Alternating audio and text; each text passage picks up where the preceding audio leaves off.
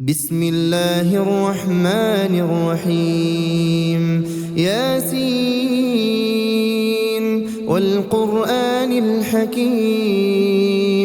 إنك لمن المرسلين على صراط مستقيم تنزيل العزيز الرحيم لتنذر قوما ما أنذر آباؤهم فهم غافلون لقد حق القول على أكثرهم فهم لا يؤمنون إنا جعلنا في أعناقهم أغلالا فهي إلى الأذقان فهم مقمحون وجعلنا من بين أيديهم سدا ومن خلفهم سدا فأغشيناهم فهم لا يبصرون وسواء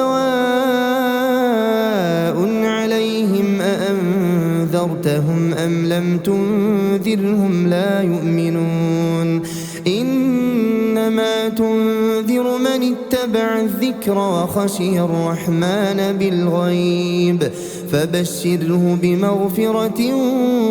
وأجر كريم إنا نحن نحيي الموتى ونكتب ما قدموا وآثارهم وكل شيء أحصيناه في إمام مبين واضرب لهم مثلا أصحاب القرية إذ جاءها المرسلون إذ أرسلنا إليهم اثنين فكذبوهما فعززنا بثالث فقالوا إنا إليكم مرسلون قالوا ما أنتم إلا بشر مثلنا وما أنزل الرحمن من شيء إن أنتم إلا تكذبون قالوا ربنا يعلم إنا إليكم لمرسلون وما علينا إلا البلاغ المبين قالوا إنا تطيرنا بكم لئن لم تنتهوا لنرجمنكم وليمسنكم منا عذاب أليم قالوا طائركم معكم أئن ذكرتم بل أنتم قوم مسرفون وجاء من أقصى المدينة رجل يسعى قال يا قوم اتبعوا المرسلين اتبعوا من لا يسألكم أجرا وهم مهتدون وما لي لا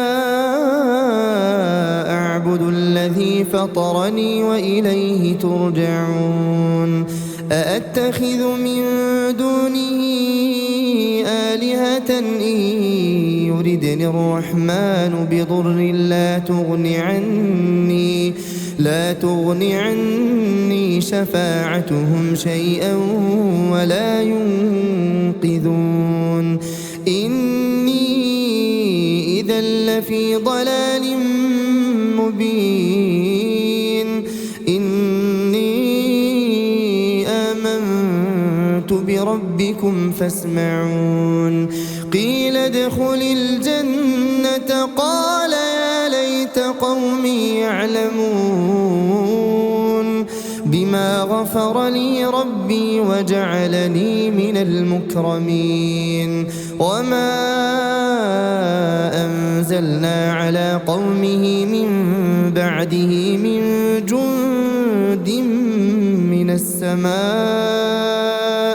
وما كنا منزلين إن كانت إلا صيحة واحدة فإذا هم خامدون يا حسرة على العباد ما يأتيهم من رسول إلا كانوا به يستهزئون ألم يروا كم أهلكنا قبلهم من القرون أنهم إليهم لا يرجعون وإن كل لما جميع لدينا محضرون وآية لهم الأرض الميتة أحييناها وأخرجنا منها حبا فمنه يأكلون وجعلنا فيها جنات من نخيل وأعناب وفجرنا فيها من العيون ليأكلوا من ثمره وما عملته أيديهم أفلا يشكرون سبحان الذي خلق الأزواج كلها مما تنبت الأرض ومن أنفسهم ومما لا يعلمون وآية لهم الليل نسلخ منه النهار فإذا هم مظلمون والشمس تجري لمستقر لها ذلك تقدير العزيز العليم والقمر قدرناه منازل حتى عاد كالعرجون القديم لا الشمس ينبغي لها أن تدرك القمر ولا الليل سابق النهار وكل في فلك يسبحون وآية لهم أنا حملنا ذريتهم في الفلك المشحون وخلقنا لهم من مثله ما يركبون وإن نشأ نغرقهم فلا صريخ لهم ولا هم ينقذون إلا رحمة منا ومتاعا إلى حين وإذا قيل لهم اتقوا ما بين أيديكم وما خلفكم لعلكم ترحمون وما تأتيهم من آية من آيات ربهم إلا كانوا عنها معرضين وإذا قيل لهم أنفقوا مما رزقكم الله قال الذين كفروا للذين آمنوا أنطعم من لو يشاء الله أطعمه إن أنتم إلا في ضلال مبين ويقولون متى هذا الوعد إن كنتم صادقين ما ينظرون إلا صيحة واحدة تأخذهم وهم يخصمون فلا يستطيعون توصية ولا إلى أهلهم يرجعون ونفخ في الصور فإذا هم من الأجداث إلى ربهم ينسلون قالوا يا ويلنا من بعثنا من مرقدنا هذا ما وعد الرحمن وصدق المرسلون إن كانت إلا صيحة واحدة فإذا هم جميع لدينا محضرون فاليوم لا تظلم نفس شيئا ولا تجزون إلا ما كنتم تعملون إن أصحاب الجنة اليوم في شغل فاكهون هم وأزواجهم في ظلال على الأرائك متكئون لهم فيها فاكهة ولهم ما يدعون سلام قولا من رب رحيم وامتازوا اليوم أيها المجرمون ألم أعهد إليكم يا بني آدم ألا تعبدوا الشيطان إنه لكم عدو مبين وأن اعبدوني هذا صراط مستقيم ولقد أضل منكم جبلا كثيرا أفلم تكونوا تعقلون هذه جهنم التي كنتم توعدون اصلوها اليوم بما كنتم تكفرون اليوم نختم على أفواههم وتكلمنا أيديهم وتشهد أرجلهم بما كانوا يكسبون ولو نشاء لطمسنا على أعينهم فاستبقوا الصراط فأنى يبصرون ولو نشاء لمسخناهم على مكانتهم فما استطاعوا مضيا ولا يرجعون ومن نعمره ننكسه في الخلق أفلا يعقلون وما علمناه الشعر وما ينبغي له إن هو إلا ذكر وقرآن مبين لينذر من كان حيا ويحق القول على الكافرين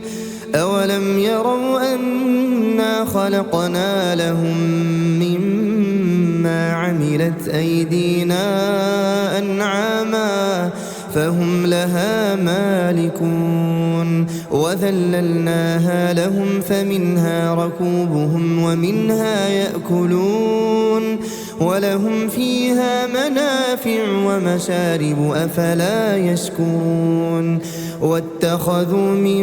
دون الله آلهة لعلهم ينصرون لا يستطيعون نصرهم وهم لهم جند محضرون فلا يحزنك قولهم إنا نعلم ما يسرون وما يعلنون أولم ير الإنسان أنا خلقناه من نطفة فإذا هو خصيم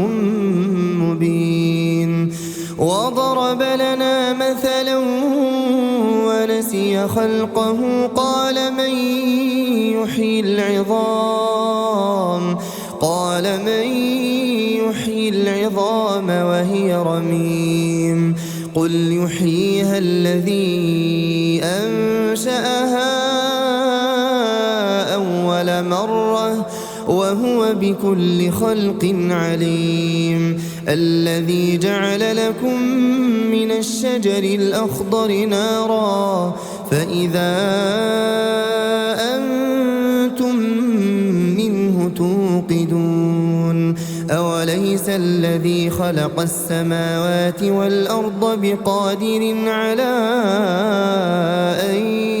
يخلق مثلهم بلى وهو الخلاق العليم إنما أمره إذا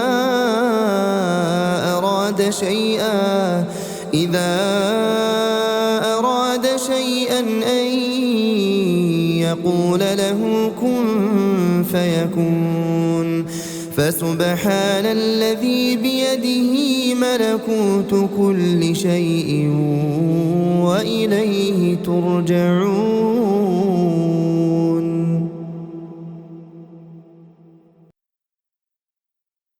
الرحمن علم القرآن خلق الإنسان علمه البيان الشمس والقمر بحسبان والنجم والشجر يسجدان والسماء رفعها ووضع الميزان ألا تطغوا في الميزان وأقيموا الوزن بالقسط ولا تخسروا الميزان والأرض وضعها للأنام فيها فاكهة والنخل ذات الأكمام والحب ذو العصف والريحان فبأي آلاء ربكما تكذبان خلق الإنسان من صلصال كالفخار وخلق الجان من مارج من نار فبأي آلاء ربكما تكذبان رب المشرقين ورب المغربين فبأي آلاء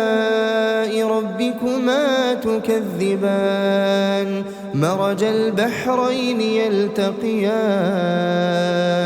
بينهما برزخ لا يبغيان فبأي آلاء ربكما تكذبان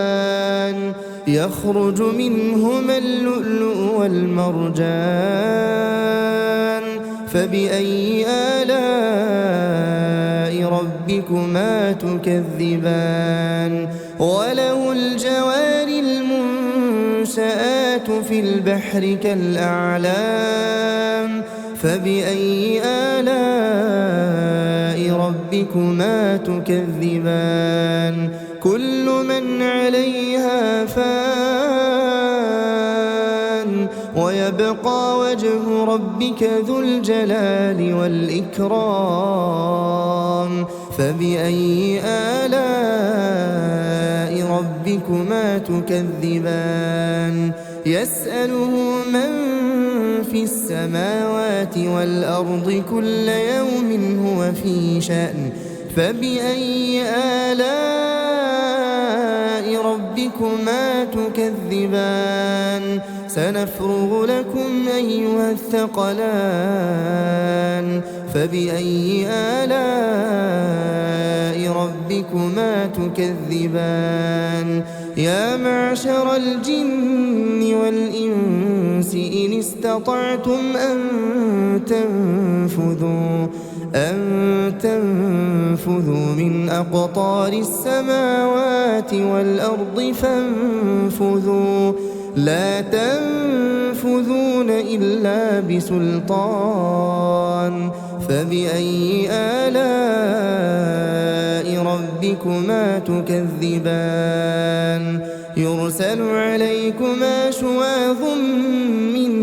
نار ونحاس فلا تنتصران فبأي آلاء ربكما تكذبان فإذا انشقت السماء فكانت وردة كالدهان فبأي آلاء ربكما تكذبان فيومئذ لا يسأل عن ذنبه إنس ولا جان فبأي آلاء ربكما تكذبان يعرف المجرمون بسيماهم فيؤخذ بالنواصي والأقدام فبأي آلاء ربكما تكذبان هذه جهنم التي يكذب بها المجرمون يطوفون بينها وبين حميم آن فبأي آلاء ربكما تكذبان ولمن خاف مقام ربه جنتان فبأي آلاء ربكما تكذبان ذواتا أفنان فبأي آلاء ربكما تكذبان فيهما عينان تجريان فبأي آلاء ربكما تكذبان فيهما من كل فاكهة زوجان فبأي آلاء ربكما تكذبان متكئين على فرش بطائنها من استبرق وجنى الجنتين دان فبأي آلاء ربكما تكذبان فيهن قاصرات الطرف لم يطمثهن إنس قبلهم ولا جان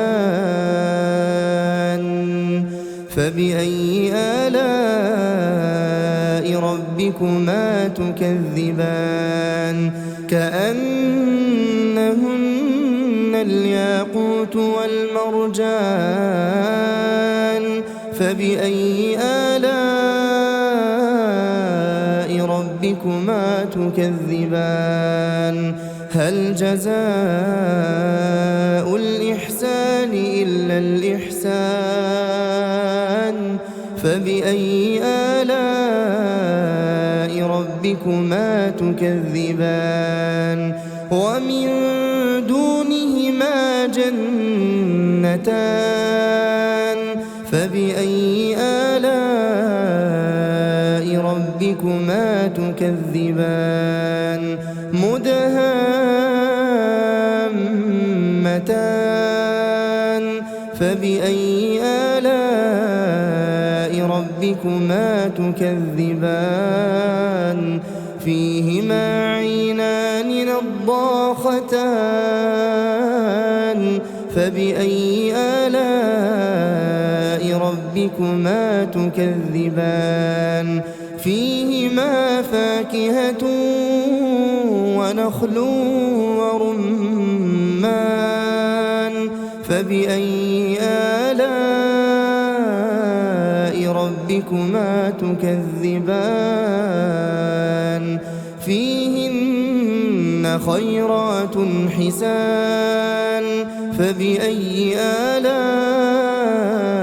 ربكما تكذبان حور مقصورات في الخيام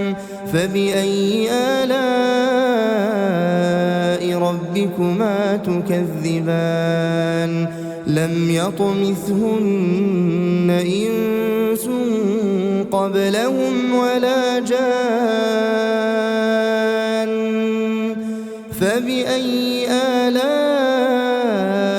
ربكما تكذبان متكئين على رفرف خضر وعبقري حسان فبأي آلاء ربكما تكذبان تبارك اسم ربك ذي الجلال والإكرام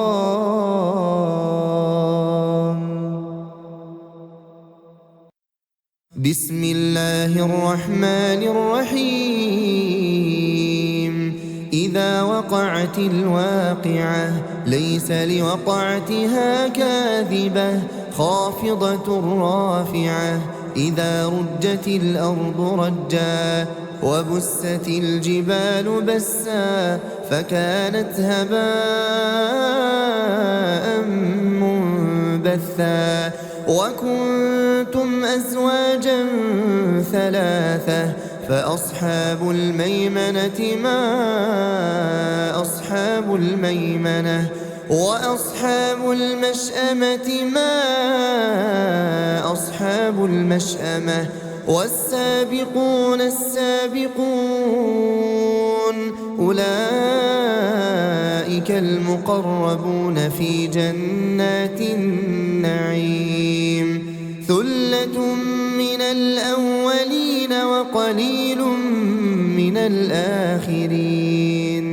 على سرر موضونة متكئين عليها متقابلين يطوف عليهم ولدان مخلدون بأكواب وأباريق وكأس من معين لا يصدعون عنها ولا ينزفون وفاكهة مما يتخيرون ولحم طير مما يشتهون وحور عين كأمثال اللؤلؤ المكنون جزاء بما كانوا يعملون لا يسمعون فيها لغوا ولا تأثيما إلا قيلا سلاما سلاما وأصحاب اليمين ما أصحاب اليمين في سدر مخضود وطلح منضود وظل ممدود وماء مسكوب وفاكهة كثيرة لا مقطوعة ولا ممنوعة وفرش مرفوعة إنا أنشأناهن إنشاء فجعلناهن أبكارا عربا أترابا لأصحاب اليمين ثلة من الأولين وثلة من الآخرين وأصحاب الشمال ما أصحاب الشمال في سموم وحميم وظل من يحموم لا بارد ولا كريم إنهم كانوا قبل ذلك مترفين وكانوا يصرون على الحنث العظيم وكانوا يقولون أئذا متنا وكنا ترابا وعظاما أئنا لمبعوثون أو آباؤنا الأولون قل إن الأولين والآخرين قل إن الأولين والآخرين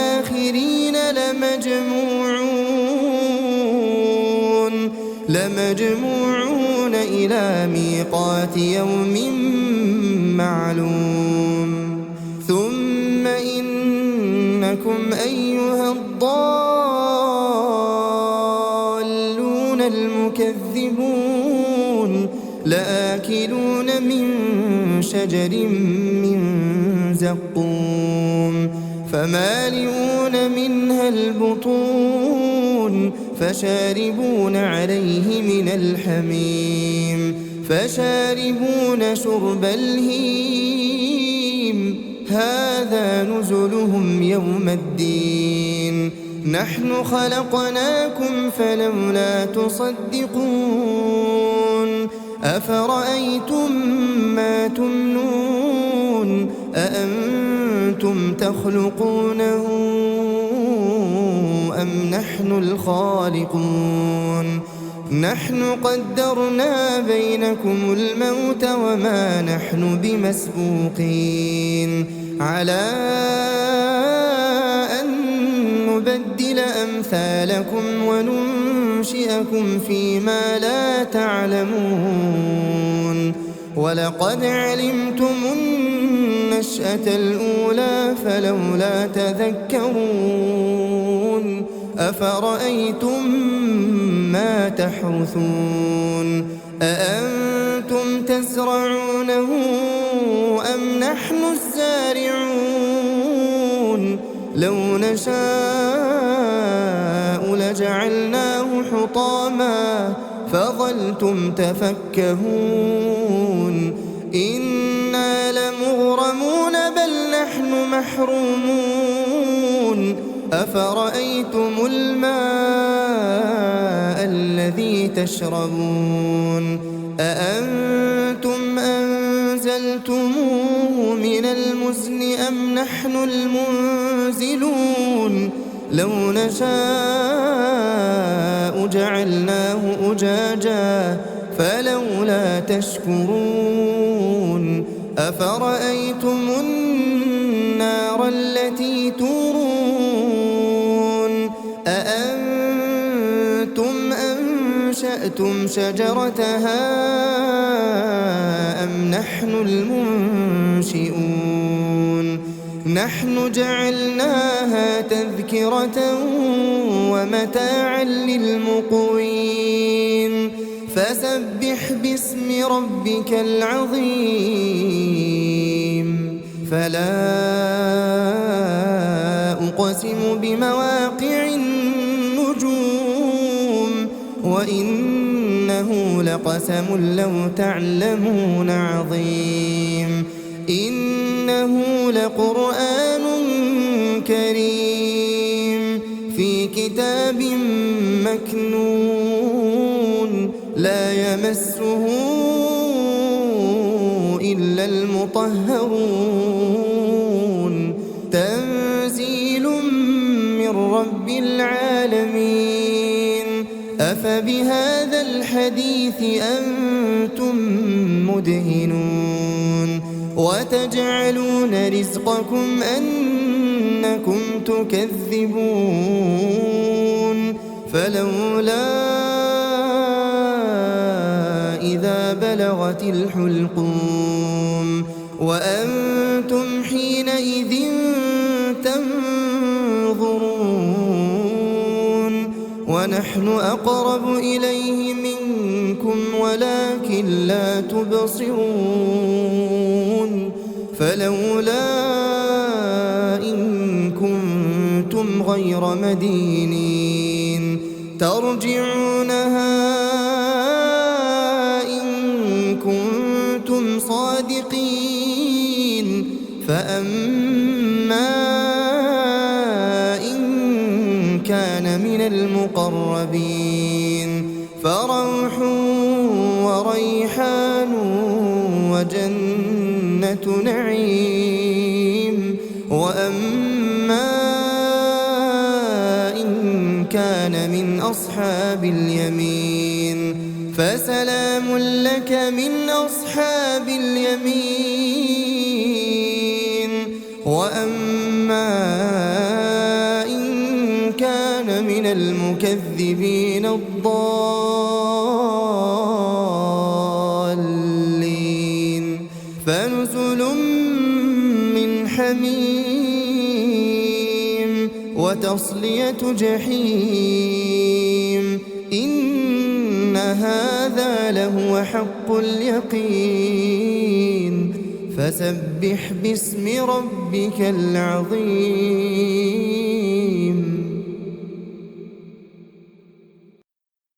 بسم الله الرحمن الرحيم تبارك الذي بيده الملك وهو على كل شيء قدير الذي خلق الموت والحياة ليبلوكم أيكم أحسن عملا وهو العزيز الغفور الذي خلق 7 سماوات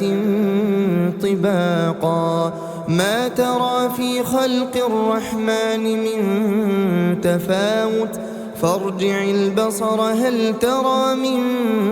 فطور ثم ارجع البصر كرتين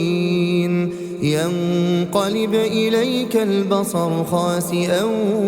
وهو حسير ولقد زينا السماء الدنيا بمصابيح وجعلناها رجوما للشياطين وأعتدنا لهم عذاب السعير وللذين كفروا بربهم عذاب جهنم وبئس المصير إذا ألقوا فيها سمعوا لها شهيقا وهي تفور تكاد تميز من الغيظ كلما ألقي فيها فوج سألهم خزنتها ألم يأتكم نذير قالوا بلى قد جاءنا نذير فكذبنا وقلنا ما نزل الله من شيء إن أنتم إلا في ضلال كبير وقالوا لو كنا نسمع أو نعقل ما كنا في أصحاب السعير فاعترفوا بذنبهم فسحقا لأصحاب السعير إن الذين يخشون ربهم بالغيب لهم مغفرة وأجر كبير وأسروا قولكم أو اجهروا به إنه عليم بذات الصدور ألا يعلم من خلق وهو اللطيف الخبير هو الذي جعل لكم الأرض ذلولا فامشوا في مناكبها وكلوا من رزقه وإليه النشور أأمنتم من في السماء أن يخسف بكم الأرض فإذا هي تمور أم أمنتم من في السماء أن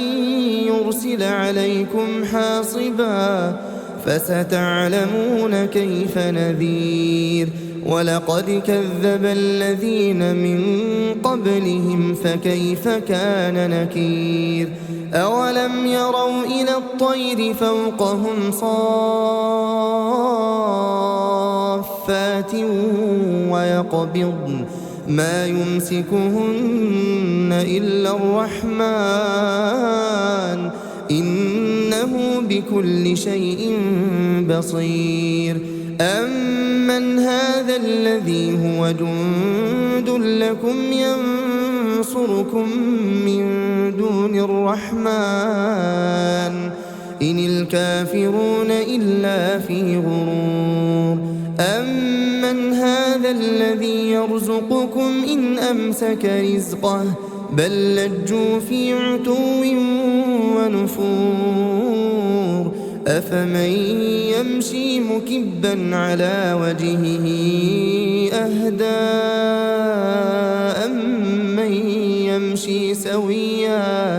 أمن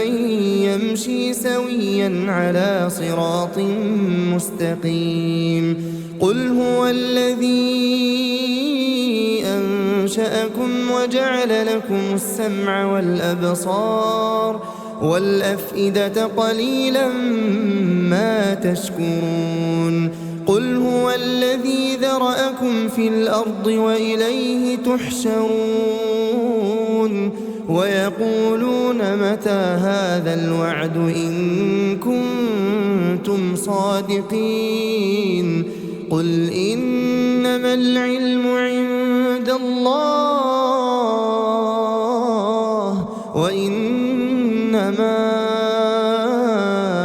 أنا نذير مبين فلما رأوه زلفة سيئت وجوه الذين كفروا وقيل هذا الذي كنتم به تدعون قل أرأيتم إن أهلكني الله ومن معي أو رحمنا فمن يجير الكافرين من عذاب أليم قل هو الرحمن آمنا به وعليه توكلنا فستعلمون من هو في ضلال مبين قل أرأيتم إن أصبح ماؤكم غورا فمن يأتيكم بماء